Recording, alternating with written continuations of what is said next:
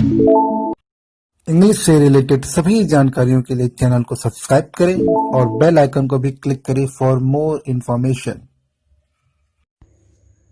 नमस्कार दोस्तों, hello friends. आज का जो वीडियोस में हम बात करने वाले हैं यूपी बोर्ड के क्लास 11th के इंग्लिश प्रोज के, जो आपका इंग्लिश प्रोज उसका हॉर्नबिल जो बुक है उसका लेसन 2 का 6 पार्ट, ये आखिरी पार्ट है इस लेसन का। बहुत लंबा पार्ट चला गया था।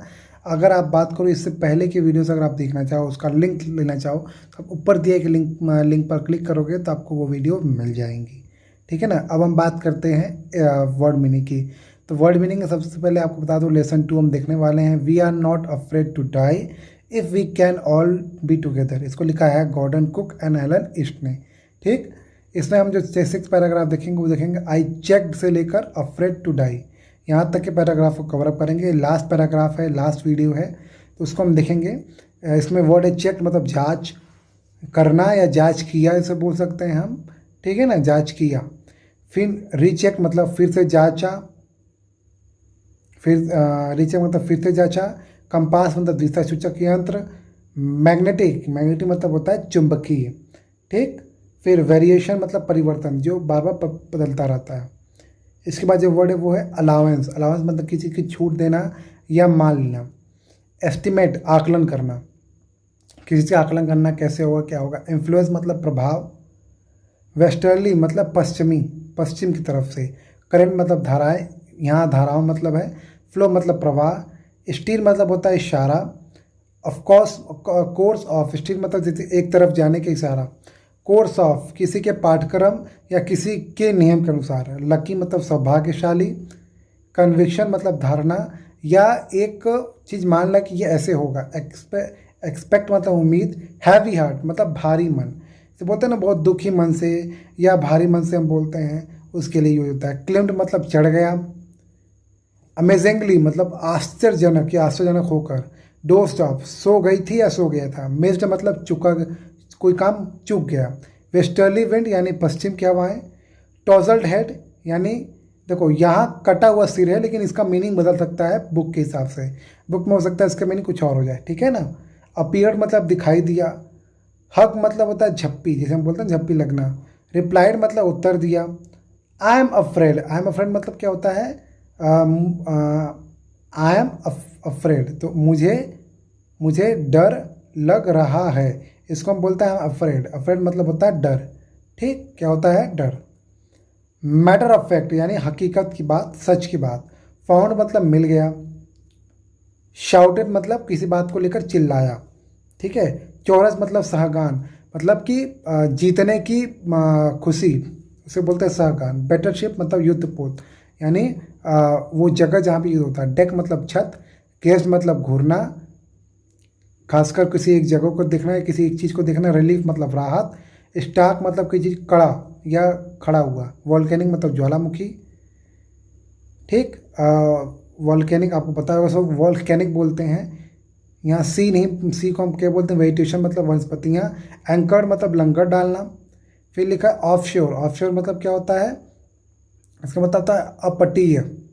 क्या होता है, अपतटीय। ठीक, समझ में आया। उसके बाद जो लिखा है इनहेबिटेंट यानी निवासी, वहाँ के रहने वाले। चीयर्ड मतलब खुशी प्रकट की या प्रोत्साहना बढ़ाया। ठीक है, प्रोत्साहन बढ़ाना भी हो सकता है, या आप कह सकते हैं किया।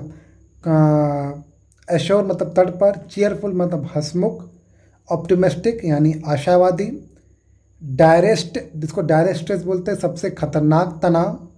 ठीक है, इसको और एक और तरीके से अगर हम देखा जाए, इसको हम क्या कह सकते हैं, बता रहा हूँ मैं। इसको हम कह सकते हैं ज़्यादा, हाँ, मतलब कि बहुत ज़्यादा तनाव में होना, बहुत ज़्यादा स्ट्रेस होना। स्टेट मतलब रुका हुआ। क्रूशियल मतलब होता है महत्वपूर्ण। वरी मतलब चिंता।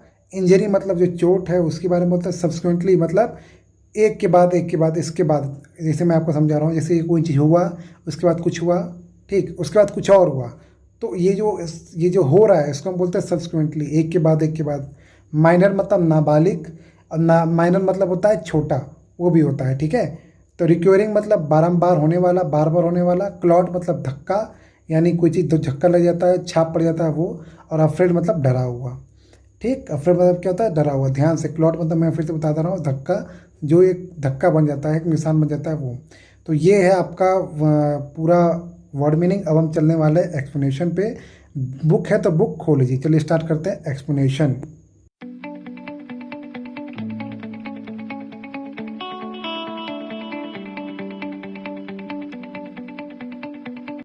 तो दोस्तों हम 29 पैराग्राफ देखने जा रहे हैं। इस चैप्टर का आखिरी वीडियो है। अगर बुक है तो बुक खोल लीजिएगा, क्योंकि हो सकता है अगला पेज आपको थोड़ा धुंधला दिखे, साफ ना दिखे। पिक्चर क्वालिटी चेक करिएगा, मेरी आवाज़ सुनिएगा, ध्यान से समझने की कोशिश करिएगा। बुक लिए रहेंगे तो ज़्यादा आसानी होगी। लिखा है, I checked and rechecked my calculation. मतलब जब भाई थोड़ा ठीक होने की आशा हुई, बच्चों ने प्रोत्साहन दिया, तो वही लिखा है, I check and recheck my calculation. उन्होंने जो गणना की थी कि भाई इतनी दूरी जाऊंगा तो मैं आइलैंड पहुंच जाऊंगा, मैं उस द्वीप में पहुंच जाऊंगा। उन्होंने फिर से रीचेक किया कि भाई कितनी दूरी रह गई है, क्या कर रहा है, ये उन्होंने चेक किया। We have lost our main compass. जो उनका मेन कंपास था, जो डायरेक्शन बताता था, वो उनका मेन कंपास खो गया था। And I was using a spare which had not been corrected for magnetic variation। उन्होंने स्पेयर यूज़ किया था। स्पेयर क्या होता है? वो भी एक ईंधन होता है जिसके द्वारा हम पता कर सकते हैं कि भाई हम किस दिशा में जा रहे हैं।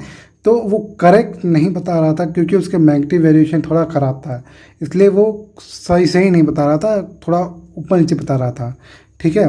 I made an allowance of for this. उन्होंने क्या किया? इसके लिए अलाउंस लिया, मतलब एक तरीके से उसको फिर से मंजूरी देकर कुछ अलग तरीके से बनाया। And another estimate of influence of westerly current. उन्होंने क्या किया? देखो आपको धुंधला दिख रहा होगा, मैं फिर से बता रहा हूँ, प्लीज़ बुक खोल लीजिए। अगर बुक नहीं खोल पा रहे तो मेरी बात ध्यान से सुनिए, आपको समझ में आएगा। लिखा है, and another estimate of the influence of westerly current which flow through this part of Indian ocean. तो जो इंडियन ओशन है, यानी जो इंडियन ओशन से बोलते हैं, तो वहाँ से जहाँ पे वो लोग थे, उनको पता था कि इस दिशा में क्या होता है, वेस्टर्न से, मतलब जो वेस्ट पश्चिम से जो हवाएं चलती हैं, तो जो धाराएं बनती हैं, मतलब जो करंट मतलब यहाँ धारा है, तो जो हवाएं, जो पश्चिम हवा से जो धाराएं बनती हैं, उससे उन्होंने कुछ इन्फ्लुएंस होकर, प्रभावित होकर उन्होंने गणना किया कि भाई इतनी दूरी तय करेंगे, हवा इधर से बह रही है। सब अब देखते होगे, अगर आप डिस्कवरी देखते हो तो आपको देखते होगे, डिस्कवरी में बताता है कि भाई देखो, अगर आपका पास आपके पास नहीं है, फिर भी आप गणना कर सकते हो कि भाई सूरज कैसे डूब रहा है, आप किस दिशा में हो, बताता है ना वो कैसे क्या करना है। ठीक वैसे भी उन्होंने थोड़ा इनको पता था कि भाई अगर हम इंडियन ओशन में जा रहे हैं, अगर हवा चलेगी तो नॉर्मली हवा पश्चिम से ही हवा चलती है, पश्चिम की तरफ। तो वही कह रहा है कि उनको अंदाज़ा हो गया कि भाई हवा पश्चिम की तरफ चल रही है, यानी कि हमें ऐसे ऐसे करके इतनी दूरी पे हम आइलैंड पहुंच जाएंगे। उन्होंने ये गणना कर ली। ठीक। हिंदी अनुवाद में क्या लिखा है? मैंने अपनी गणनाओं को जांचा और पुनः जांचा। हम अपने मुख्य कंपास खो चुके थे। मैं एक अतिरिक्त वाली प्रयोग कर रहा था, जिसे चुंबकीय परिवर्तनों के लिए ठीक नहीं किया गया था। मैंने इसके लिए गुंजाइश रखी तथा हिंद महासागर के इस भाग में चलने वाली पश्चिमी हवाओं के प्रभाव का आकलन करने के लिए, भाई थोड़ा आकलन हो जाए, पता चल जाए कहाँ जा रहे हैं, कैसे जा रहे हैं, उसके लिए उन्होंने इसको रखी थी। लेकिन वो ठीक नहीं था। कौन सा? स्पेयर। अब तीसवां पैराग्राफ देखने जा रहे हैं। लिखा है, अबाउट 2 PM, लगभग 2 बजे, आई वेंट ऑन डेक। डेक मतलब नाव का जो छत टाइप का होता है, वहाँ पे या वहाँ पर जहाँ पर नाव चलाई जाती है, मतलब जहाँ नाव की गाड़ी हो ना, जिसे बोलते हैं ड्राइवर की सीट होती है, ठीक वैसे ही जो नाव का ड्राइवर के लिए जो सीट होता है उसकी बात हो रही है। I went on deck and asked Larry to steer a course. उन्होंने लैरी से कहा। लैरी कौन थे? याद करो, वो साउथ अफ्रीका गया था, उन्होंने लैरी को लिया था, वहाँ से कैरी किया था तो नाव चलाने के लिए। तो उन्होंने लैरी से कहा। आस्क्ड मतलब यहाँ मतलब है कहा। To steer a course of 185 degree, कि वहाँ जहाँ से नाव चल रही है वहाँ से उस नाव को 185 डिग्री घुमा दे। लगभग 180 डिग्री मान सकते हो कि लगभग 185 डिग्री वहाँ से वो घुमा दे। इफ़ वी वर लकी, अगर मतलब वो अंदाज़ा लगाएं कि भाई अगर हम लकी होंगे, अगर हम भाग्यशाली होंगे। I told him with a conviction I did not feel. मैंने उससे बोला कि भाई ये कर लो, लेकिन मैं कन्विक्शन के साथ, कन्विक्शन मतलब होता है भाई कि एकदम कन्फर्म, एक कन्विक्शन मतलब बोल सकते हैं अथॉरिटी के साथ, वो कंफर्म नहीं थे। आई डिड नॉट फील, उन्होंने वो कन्विक्शन यानी वो जो इरादा होता है वो पक्का नहीं था, उनको लग रहा था। उन्होंने बस अंदाजन बोला कि चलो चेक करते हैं, एक बार 185 घूम लेते हैं और देखते हैं शायद पहुंच जाए अगर लकी होंगे। तो वही लिखा है कि I told him with a conviction I did not feel. ठीक है, कन्विक्शन तो बोल दिया लेकिन वो फील नहीं कर रहे थे। वो लैरी को तो बोल दिया बड़े ही विश्वास के साथ कि भाई घूम जाओ, लेकिन वो फील नहीं कर रहे थे कि भाई 185 डिग्री घूम जाएंगे, थोड़ी दूर जाएंगे तो हम आइलैंड पहुंच जाएंगे। He could expect to see the island at about 5 PM। उनको लग रहा था कि अगर हम सही दिशा में जाएंगे तो हम लगभग 5 बजे तक आइलैंड पहुंच जाएंगे। उनको यह अंदाज़ा था, किसको, राइटर को, यानी कि जो मेन नायक है इस स्टोरी में वो। हिंदी अनुवाद।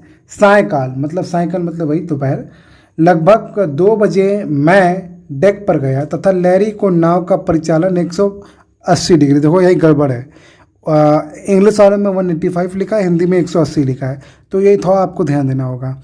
185 डिग्री होगा वहाँ पे, के मार्ग पर करने के लिए कहा, जो मुझे अनुभव नहीं हो रहा था, यानी जो वो कंफर्म नहीं थे कि भाई सही है गलत है, अंदाजन वो चल रहे थे कि वह 5 बजे शाम तक द्वीप पर पहुंचने की आशा कर सकता है। भाई देखो अगर ऐसे से जाएंगे तो 5 बजे लगभग हम पहुंच जाएंगे। ठीक है, हम 31 या 31 पैराग्राफ देखने जा रहे हैं।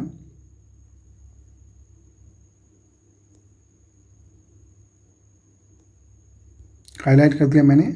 ठीक है, लिखा है then with a heavy heart. Heavy heart मतलब बहुत ज़्यादा उदास। हैवी हार्ट हम इसलिए यूज करते हैं जब आप बहुत भारी मन से, जैसे बोलते हैं ना कि आपको पैसा देने का मन नहीं है लेकिन आपको मजबूरी में पैसा देना पड़ रहा है, तो हम बोलते हैं हैवी हार्ट। वही लिखा है then we with a heavy heart, बड़े ही भारी मन से आई वेंट बिलो, क्योंकि उनको आशा नहीं थी कि वो पहुंच जाएंगे, बस वो कल्पना कर रहे थे, एक नहीं होता एक चांस मार रहे थे कि शायद पहुंच जाए। आई वेंट बिलो, मैं नीचे गया, मतलब वो जो डेक था जहाँ से नाव चलती है वहाँ से वो नीचे गए। क्लिम्ड ऑन माई बंक, मैं अपने बंक मतलब जो जहाँ वो सोते हैं या जहाँ वो रहते हैं उसके ऊपर वो चढ़े। एंड अमेजिंगली, और आश्चर्य से, अमेजिंगली मतलब आश्चर्य से, डोज्ड ऑफ, और वहाँ पे वो क्या हो गया, डोज्ड ऑफ मतलब होता है छोटी नींद, तो वो या बोल सकते हैं कम समय की नींद, उन्हें कम समय की नींद यानी अल्प निद्रा उन्होंने ले ली। When I woke it was 6 PM, जब मैं उठा तो उस समय 6 बज रहे थे, मतलब 6 PM मतलब शाम के 6 बज रहे थे। एंड ग्रोइंग डार्क, और वो अंधेरा हो रहा था। I knew we must have missed the island, वो कहते हैं कि उन्हें पता था। ठीक है, जो राइटर कहते हैं, राइटर अपने लिए आई बोल रहे हैं, हम बता रहे हैं इसलिए हम उनके लिए वी ही बोल रहे हैं, कि उसमें लिखा है कि मुझे पता था कि मैं मतलब हमने क्या किया है, हमने आइलैंड शायद मिस कर दिया, क्योंकि उनको अंदाज़ा क्या था कि वो शायद जो आइलैंड है वो 5 बजे पहुंचेंगे, लेकिन अब तो 6 बज गए, तो उनको लगा कि शायद हम आइलैंड के आगे चले गए हैं, हम आइलैंड मिस कर दिए हैं। And with the sail we had left, और जो ये सेल है यानी जो पाल है, यानी जो पर्दा टाइप का होता है जिससे पता चलता है कि हवा किस तरफ जा रहा है, वो लगा था। We wouldn't hope to beat back into the westerly wind, तो उनको ये अंदाज़ा हो गया था भाई देखो हम बहुत आगे निकल गए हैं और अब आशा हम नहीं कर सकते। वी कुडंट होप, हम आशा नहीं कर सकते टू बीट बैक, कि हम दोबारा घूम जाएं, यानी कि जो नाव है अपनी दोबारा घुमा लें इनटू द वेस्टर्ली विंड, जो ये वेस्टर्न यानी जो पश्चिमी हवा चल रही है उसकी तुलना में, मतलब कहने मतलब ये है कि नाव को हम घुमा कर फिर से आइलैंड पहुंच जाए, इतनी हिम्मत नाव में नहीं है, क्योंकि भाई पाल लगा है। पाल लगने के कारण जो होता है, पाल एक तरफ की हवा को रोक देता है या एक तरफ की हवा को बहुत तेज कर देता है। तो होता क्या है कि अगर पश्चिमी हवा बहुत तेज चल रही है तो नाव जो है वो उल्टा घूम नहीं सकती। इसलिए इसमें कह रहा है कि भाई कि देखो हम शायद आगे निकल गए हैं, हम 6 बजे में उठा तो मुझे लगा कि भाई हम नाव के बहुत मतलब हम आइलैंड के बहुत आगे निकल गए हैं, और जो हमारे पास पाल है यानी कि जो कपड़ा जो लगा हुआ है उसके कारण हम अब पीछे नहीं जा सकते, क्योंकि पश्चिमी हवा बहुत तेज चल रही है। ठीक, हिंदी अनुवाद लिखा है। फिर उदासी के साथ मैं नीचे आकर बंक पे चढ़ गया तथा आश्चर्य की बात यह है कि मुझे नींद आ गई। जब मैं जागा तो शाम के 6 बज रहे थे और अंधेरा हो रहा था। मैं जान गया था कि द्वीप पीछे रह गया तथा पाल हमारे पास रह गया था, उससे हम पश्चिमी हवाओं के विरुद्ध आगे नहीं बढ़ सकते थे। चलते हैं 32 या 32 बोल सकते हैं पैराग्राफ। एट दैट मोमेंट, और उस वक्त, a tousled head appeared by my bunk, एक टॉसल्ड है। तो देखो टॉसल्ड मतलब होता है टोसल्ड हेड, हेड मतलब ये होता है एकदम वेस्ट, मतलब बिखरा हुआ जो हेड सिर है, यानी वो सिर जो थोड़ा बिखरा हुआ, अर्थात बाल की बात हो रही है, जो बाल है वो बिखरे हुए थे। अपीयर्ड बाय माई बंक, मेरे जो मेरा कमरा था उसके ऊपर जहाँ मैं लेटा था वहाँ एक बिखरा हुआ बाल प्रतीत हुआ। कैन आई हैव अ हग, तो जो जोनाथन आग्स, जोनाथन कौन है, उनका बेटा है, जोनाथन बोल रहा है क्या मैं एक हग ले सकता हूँ, मतलब एक झप्पी ले सकता हूँ। स्यू वॉज राइट बिहाइंड हिम, और जो स्यू है यानी जो उनकी बेटी है सुजैन, वो भी उसके पीछे खड़ी थी। किसके पीछे, लड़के के। तो मतलब जब वो भाई ये सोच रहे होते हैं कि भाई शायद हम अब बहुत आगे निकल गए हैं, तभी अचानक क्या होता है कि एक बिखरे हुए बाल के साथ कोई प्रतीत होता है दिखता हुआ। तो उसमें से एक जोनाथन होता है, जो जोनाथन बोलता है क्या मैं गले लग सकता हूँ, जिसके पीछे स्यू यानी जो सुजैन है वो भी उसके पीछे खड़ी थी। Why I am getting a hug now, I ask, मैंने पूछा कि अब, क्योंकि भाई अब तो गलती हो गई है, अब तो हम आगे निकल गए, तो अब क्यों गले लग रहे हो, अब क्यों मुझे गले लग रहे हो। Because you are the best daddy in the whole world, ठीक है। और वही लिखा है because you are the best daddy. तो जवाब क्या आता है कि क्योंकि आप सबसे बेहतर डैडी हो इन द होल वर्ल्ड, पूरी दुनिया में, ठीक है। तो पूरी दुनिया में सबसे बेहतर डैडी हो एंड द बेस्ट कैप्टन हो, सबसे बड़े कैप्टन हो। यहाँ कैप्टन क्रिकेट वाला या फुटबॉल वाला नहीं है, कैप्टन मतलब होता है जो नाव का कैप्टन होता है। तो आप सबसे बड़े सबसे अच्छे डैडी हो पूरी दुनिया में और सबसे अच्छे कैप्टन हो। माई सन रिप्लाइड, मेरे पुत्र ने रिप्लाई किया, मतलब जो नायक उनके पुत्र ने रिप्लाई किया। हिंदी अनुवाद देखते हैं, लिखा है उस पल मेरे बंक के पास अस्त व्यस्त बालों वाला सिर दिखाई दिया। क्या मैं गले लग सकता हूँ, जोनाथन ने पूछा। सीयू भी ठीक उसके पीछे थी। जब अब मुझे गले क्यों मिल रहे हो भाई, मतलब ऐसा क्या हो गया, गलती हो गई, हम तो आगे निकल गए। गलती होने पर तो लोग डांटते हैं या उदास हो जाते हैं, गले क्यों मिल रहे हो। मैंने पूछा क्योंकि आप पूरे विश्व में सर्वोत्तम डैडी हैं तथा सर्वोत्तम कैप्टन भी, मेरे बेटे ने उत्तर दिया। ठीक, अब देखिए, not today John I am afraid, मतलब जो पिता है वो बोल रहे हैं बेटा आज नहीं, जॉन आज नहीं, आई एम अफ्रेड, मैं डरा हुआ हूँ। Why you must be sets you in the matter of fact voice, ठीक है। In the matter of fact मतलब सच के मायने में, सच की बात करते हुए, मतलब सच बताते हुए। शिव ने कहा भाई आप इस समय क्यों ऐसा क्यों कह रहे हो, आप क्यों कह रहे हो आप डरे हुए हो, ठीक है। जब वो गले मिल रहे हैं, तो जब गले मिल रहे हैं तो पिता बोल रहे हैं भाई गले मत मिलो, मैं डरा हुआ हूँ। तो जो बेटी है वो बोल रही है पापा आप ऐसा क्यों बोल रहे हो ना, वाई यू मस्ट बी, आप डरे क्यों हो, ठीक है। In a matter of fact voice, इस तथ्य के साथ बोलते हुए उसने बोला यू फाउंड द आइलैंड, भाई आपने तो आइलैंड पा लिया, तो आप डरे क्यों हो। मतलब अर्थात जो राइटर को डर था कि वो आगे निकल गए, ऐसा कुछ नहीं था। जो नाव थी वो आइलैंड के पास ही रुकी थी और आइलैंड के पास थी, ठीक है। इसलिए जो बच्चे हैं वो गले लग रहे हैं, पिता के बेस्ट डैडी बोल रहे हैं, और पिता को पता नहीं था, पिता को लगा शायद वो आगे निकल गए हैं। वॉट, आई शाउटेड, मैं चिल्लाया, क्या, खुशी के मारे कि भाई सच में पहुंच गया, मुझे लगा तो मैं आगे निकल गया हूँ। It's out there in front of us, it's out there मतलब वो बाहर ही था, अर्थात जो आइलैंड था वो हमारे सामने ही था, इन फ्रंट ऑफ अस हमारे सामने। दे चोरस्ट, वो चिल्लाकर खुशी से बोले, as big as a battleship, जैसे कि ये कोई विश्व मतलब कोई युद्ध जीतना हो, कोई युद्ध जीतना हो, वैसा ही वो चिल्लाकर खुशी के मारे बोले। मुझे डर लगता है, आज तो नहीं, मतलब आज मैं आपका बेस्ट डैडी नहीं हूँ, आज आप मुझे ऐसे मत बोलिए। क्यों नहीं, आप हो, मतलब आप बेस्ट डैडी हो, क्यों आप ऐसा क्यों बोल रहे हो, आपको डर लग रहा है। शिव ने सच्चे मन से कहा, आपने द्वीप खोज दिया है तो आप तो सबसे बेस्ट डैडी हो, सबसे अच्छे डैडी हो। क्या, मैं चिल्लाया। वह हमारे सामने हैं, वे दोनों एक साथ बोले, इतना बड़ा जितना कि युद्ध पोस्ट, मतलब वो जो गलती हो गया, मैं गलत तरीके से समझ लिया। वो जो द्वीप था वो इतना बड़ा जितना बड़ा कोई युद्ध का मैदान, उतना बड़ा वो युद्ध था, ठीक है।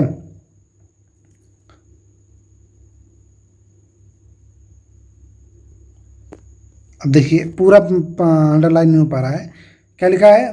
34th paragraph, I rushed on deck, मैं मतलब रश मतलब होता है किसी उसके भागना या दौड़ना, मैं दौड़ा डेक की ओर, है ना, एंड गेज्ड विथ रिलीफ, और मैं गेज मतलब घूरना होता है, तो मैं बड़े ही मतलब रिलीफ मतलब क्या होता है, बड़ा शांत हो जाना, रिलीफ मिल जाना, राहत मिल जाना, राहत के साथ मैंने घूर के देखा at the stark outline of Ile Amsterdam, Ile Amsterdam क्या है, उस आइलैंड, उस द्वीप का नाम है, उस द्वीप के जो बाहरी सतह था उसको जब उन्होंने देखा, it was only a bleak piece of volcanic rock, ये जो द्वीप था वो क्या था, एक वॉल्केनिक यानी कि एक ज्वालामुखी का एक बड़ा सा टुकड़ा था, जैसे कोई बड़ा सा पत्थर है, बड़ा सा पहाड़ है, उसमें ज्वालामुखी फूटा हुआ, ऐसा प्रतीत हो रहा था, विथ लिटिल वेजिटेशन, वेजिटेशन मतलब जो पेड़ पौधे थे वो बहुत कम थे, वेजिटेशन मतलब वही है, पेड़ पौधे बहुत कम थे, और ऐसा प्रतीत हो रहा था कि वहाँ पे ज्वालामुखी फूटा था। The most beautiful island in the world, जो ऐसा था सबसे मतलब कि जो राइटर बोल रहे हैं कि भाई वहाँ ज्वालामुखी फूटा था, वहाँ कम पेड़ पौधे थे, फिर भी वो दुनिया का सबसे बेस्ट मतलब सबसे बढ़िया, सबसे बेस्ट तो कोई वर्ड ही नहीं होता है, सबसे बढ़िया वो आइलैंड था। अब सोचो क्यों, देखो कहते हैं ना मरते को सब कुछ अच्छा लगता है, कुछ भी अगर दो तो अच्छा लगता है, तिनके डूबते को तिनके का सहारा बोलते हैं ना, इन्हें डूब रहा हो तो उसके लिए कंकड़ ही बहुत काफ़ी होता है, सहारा मिल जाता है। ठीक वैसे भी आइलैंड थोड़ा ख़राब था, लेकिन क्योंकि वो बेचारे मरने वाले थे या एकदम आखिरी स्टेज पे चल रहे थे वो लोग, तो उनके लिए बहुत राहत था कि भाई चलो एक तो आइलैंड मिल गया, इसीलिए वो बोल रहे हैं कि सबसे बढ़िया आइलैंड वो था। ठीक है, समझ में आया, वो सबसे बढ़िया आइलैंड क्यों बोल रहे हैं। हिंदी अनुवाद, मैं डेक पर दौड़ा तथा आइल एम्स्टर्न नंगी बहिरेखा, नंगी बहिरेखा मतलब वही है कि जो खुला हुआ जो सतह देख रहे थे वो को देखकर चैन की सांस ली। यह ज्वालामुखी उजाड़ पत्थर का टुकड़ा था, यानी एक पत्थर का टुकड़ा था जिसमें ज्वालामुखी फूटा था, जिस पर वनस्पति केवल नाम मात्र की थी, परंतु यह विश्व का सबसे सुंदर द्वीप था। मैंने बता दिया सबसे सुंदर द्वीप क्यों कहा गया है।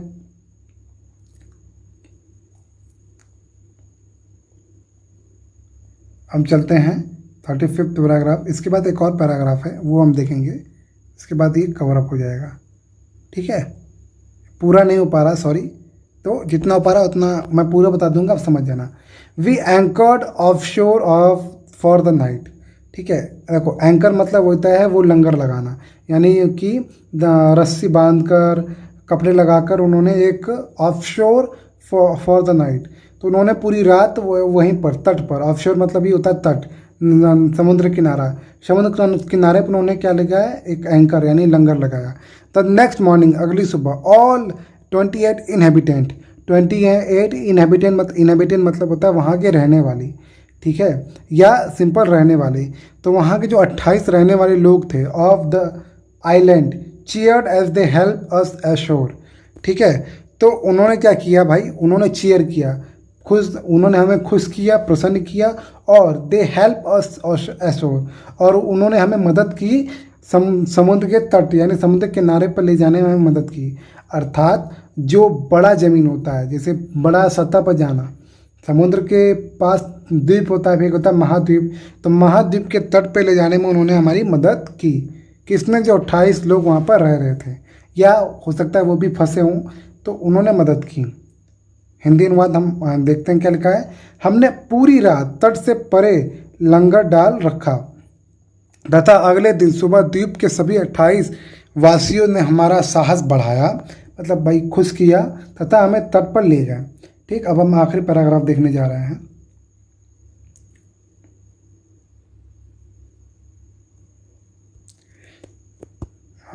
ये गलती से नीचे वाला पैराग्राफ हाईलाइट हो गया है, लिखा है 36 लास्ट पैराग्राफ है, ये भी आपको धुंधला दिख रहा हो तो प्लीज़ ध्यान सुनिएगा। लिखा है with land under my feet again, जो जब मैं ज़मीन को मैंने महसूस किया अपने पैरों के नीचे। My thoughts were full of Larry and Herbie, जो मेरा पूरा जो विचार था वो लैरी और हर्बी को लेकर था। Cheerful and optimistic under the direct stress. ठीक है, तो मैं लैरी और हर्बी को लेकर बहुत ज़्यादा खुश था, क्योंकि वो बहुत ज़्यादा क्या थे, ऑप्टिमिस्टिक यानी आशावादी थे। अंडर द डायरेक्ट स्ट्रेस, जो इतनी ज़्यादा जो भाई परेशानी का समय था, तनाव का समय था, उसमें भी उन्होंने आशा नहीं छोड़ी थी। किसने? लैरी और हर्बी ने। तो इस बात से वो उस विचार को सोच रहे थे। एंड मैरी, और जो उनकी पत्नी मैरी थी, who stayed at the wheel of all those crucial hours, और वो जो स्टे थे, जो रुकी हुई थी व्हील पर, यानी पहियों, जो नाव की जो पहिए होते हैं उनके पास, जो जो टूट गया, याद करो जो नाव टूट गया तो मैरी उसके पास रुकी हुई थी।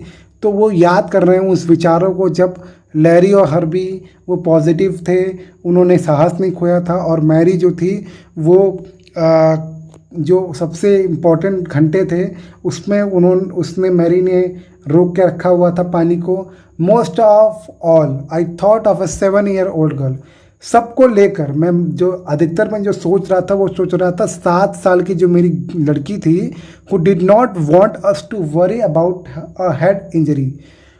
उस 7 साल की बच्ची के बारे में मैं सोच रहा था, जिसने हमें, जो नहीं चाहती थी कि हम चिंता करें उसके सिर के चोट के बारे में। मतलब आपको स्टोरी अगर याद होगी तो देखा होगा, वो बोल रही थी कि मुझे कोई दिक्कत नहीं है, मैं सह लूँगी, अभी आप लोग अपना काम करिए और हमें, मतलब अपना काम करिए और हमें पहुँचाइए। और वो पॉजिटिव भी थी। तो वही लिखा है कि who did not want us to worry about a head injury. तो वो जो जब वो ज़मीन पहुंचते हैं तो वो ये सब विचार सोचते हैं कि भाई लैरी और जो हर्बी थे वो पॉजिटिव थे। मैरी ने जो कुछ घंटे का जो सबसे इम्पोर्टेंट समय था उसने बांध दिया एक तरीके से, उसने कोशिश की थी कि पानी अंदर ना घुसे। और सबसे ज़्यादा विचार वो कर रहे थे उस 7 साल की बच्ची की, अपनी डॉटर की, जो नहीं चाहती थी कि उसके माता पिता चिंता हों उसके सिर के चोट के बारे में। विच सब्सिक्वेंटली, जो आगे जाकर टुक 6 माइनर ऑपरेशन, जो चोट उसको लगी थी उसको 6 छोटे ऑपरेशन हुए उसके, to remove a recurring blood clot between skin and skull. Skin मतलब जो चमड़ा था, और स्कल मतलब होता है हड्डी। जो सिर की हड्डी थी और सिर का जो चमड़ा था उसके बीच में जो खून के जो धब्बे थे, वो जो बार बार बेचारी को चोट लगा होगा, ठीक से दवाई नहीं हुई, इसलिए जो धब्बे थे वहाँ पड़ गए थे। मतलब उस पर्टिकुलर एरिया पड़ गए थे और खून नहीं दौड़ रहा था। जब धब्बे पड़ जाते हैं ना, देखते हो आपके, कभी कभी आपका हाथ कहीं से दब जाता है तो एकदम लाल हो जाता है, फिर काला हो जाता है। इसलिए क्यों होता है? क्योंकि वहाँ पे वो खून रुक जाता है और खून फ्लो नहीं होता है। ठीक वैसे ही जो बच्ची का खून वहाँ पे रुक गया था, फ्लो नहीं कर रहा था, इसलिए 6 छोटे ऑपरेशन उसके हुए थे। End of a 6-year-old boy, और वो 6 साल के छोटे बच्चे के बारे में बात हो रही है। Who was not afraid to die, जो मरने से नहीं डर रहा था। याद करो, उसने ही बोला था कि अगर हम साथ रहेंगे तो हमें नहीं मरना, हमें डरना नहीं चाहिए। ठीक है, याद करो, उसी पे ये स्टोरी बनी है। तो वो 7 साल की बच्ची थी जो ये सोच रही थी कि भाई अपने मम्मी पापा को वो चिंता ना पैदा करे अपने चोट को लेकर। और जो 6 साल का बच्चा था वो कह रहा था भाई कि वो डरने की बात नहीं कर रहा था। तो कितनी पॉजिटिव बात है। पत्नी सपोर्ट कर रही थी सबसे इम्पोर्टेंट समय में। जो उसने 2 नौकर रखे थे, या जो भी 2 एम्प्लॉय रखे थे, लैरी और हर्बी, वो भी पॉजिटिव थे। ठीक है, तो इसलिए वो ये सब चीज़ें याद कर रहा था। हिंदी अनुवाद लिखते हैं, लिखा है, फिर से भूमि पर खड़े होने के बाद मैं सोचने लगा कि लैरी तथा हर्बी के बारे में, जो अति भयंकर समय में भी प्रसन्न और आशावादी रहते थे। मैरी के बारे में जो संकट के समय चालन पहिए पर बैठी रही थी। और उन सबसे अधिक मेरे मन में 8 वर्षीय, देखो यहाँ 7 लिखा है 7-year-old इंग्लिश में, और हिंदी में लिखा 8 वर्षीय। तो चलो आप इंग्लिश वाला ही मानोगे 7-year-old। 7 वर्षीय लड़की के विषय में विचार आया तो हमें अपने सिर की चोट के बारे में परेशान करना नहीं चाहती थी। ये बार बार लेखक के दिमाग में विचार आ रहा था कि भाई 8 साल की बच्ची कितनी ज़्यादा पॉजिटिव थी। बाद में चमड़ी तथा खोपड़ी के बीच बार बार होने वाले खून के धक्के को निकालने के लिए, यानी जो धक्का चिपक गया था या रुक गया था, उसको निकालने के लिए 6 लघु यानी 6 छोटे ऑपरेशन करने पड़े। और उस 6 वर्ष के लड़के के विषय के बारे में जो मरने से नहीं डरता था। ठीक है, तो ये बहुत पॉजिटिव स्टोरी है, बहुत अच्छी स्टोरी है। मुझे पता है आपको काफ़ी जगह वीडियो साफ साफ नहीं दिख रहा होगा, तो प्लीज़ बुक के साथ आप वीडियो को ध्यान से देखिएगा। आप दोबारा वीडियो को देखेंगे आपको ज़्यादा क्लियर हो जाएगा। कहीं पे कोई डाउट परेशानी हो तो आप कमेंट बॉक्स में क्वेश्चन पूछ सकते हैं। ये चैप्टर ख़त्म। अब हम नेक्स्ट चैप्टर के साथ जल्दी मिलेंगे। आपको क्वेश्चन आंसर भी इसका मैं बताने की कोशिश जल्दी से जल्दी करूँगा। आपने वीडियो देखा उसके लिए आपका बहुत बहुत धन्यवाद। वीडियो को जरूर शेयर करें अपने दोस्तों के साथ और चैनल सब्सक्राइब करेंगे तो आपको और भी नोटिफिकेशन मिलती रहेंगी क्लास 11, क्लास 12 और भी क्लासेस की। ठीक है ना। आपने वीडियो देखा उसके लिए आपका बहुत बहुत धन्यवाद। Thank you so much for watching this video.